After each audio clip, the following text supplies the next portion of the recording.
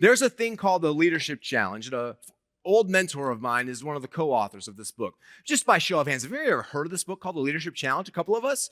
Okay, there's 5 core tenets of leadership, and this is basically going to be the last moment of me teaching you something here. There's 5 practices of leadership. I'll put it up here, practices. The 5 practices of leadership. Now, here we go. Of leadership, Ryan, leadership. Now, there are 5 things, meaning your club, your people, they have 5 expectations. They are generally a stealth expectation. They just can't put to language what they actually are. Here's what they expect from you. All right, so let's go first. Inspire a shared vision, Ryan. A shared vision. Inspired a shared vision. Got it. If we're not able to articulate where we're going, how are we even going to define success, and how do I know what is going to make me successful? A buddy of mine, he studies workplace anxiety.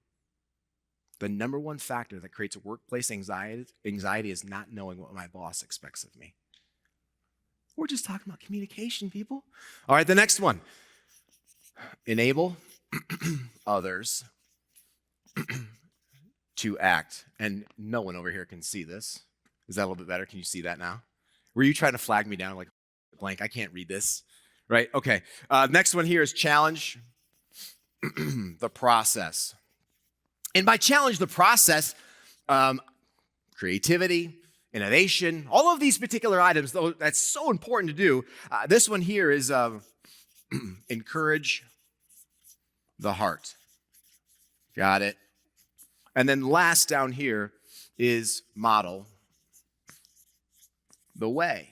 These are 5 practices of extraordinary measures of leadership. They're right here. You have now all of the answers.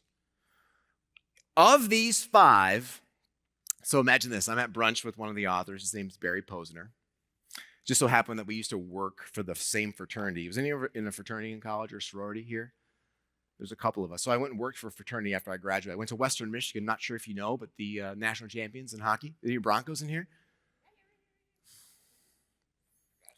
That feels so good inside, right? Hang on, we're having a moment. Excuse us. Right. Yes. So I went and worked for the fraternity, and Barry worked there about 30 years before me. But I had brunch with him, and I asked him, I said, you have these 5 practices of leadership. I'm just really curious. Are they all weighted the same? He said, no. The one that's needed the most is the one that leaders use the least. It's encourage the heart. What I find fascinating is, of these 5, model the way is a bunch of. I can't tell you how many times I've gone to NFL facilities where the head coach and I are talking about creating team captains, and there might be someone that we might think might percolate, and they say like, well, what do they say? I model the way, or, I just keep my head down, I do my thing, and I let my actions speak. That is the bare minimum to being a human being and being on this club. Bare minimum. You're going to model the way? Really? No, it's not good enough here.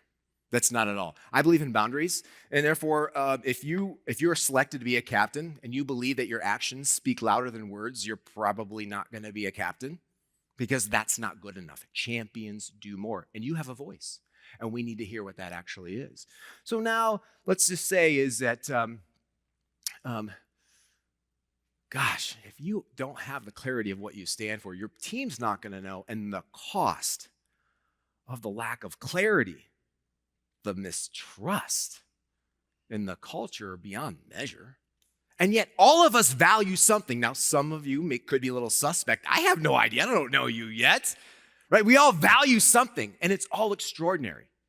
And yet it's the simplest tool that we can have in our leadership tool belt that we're not discovering until this particular moment.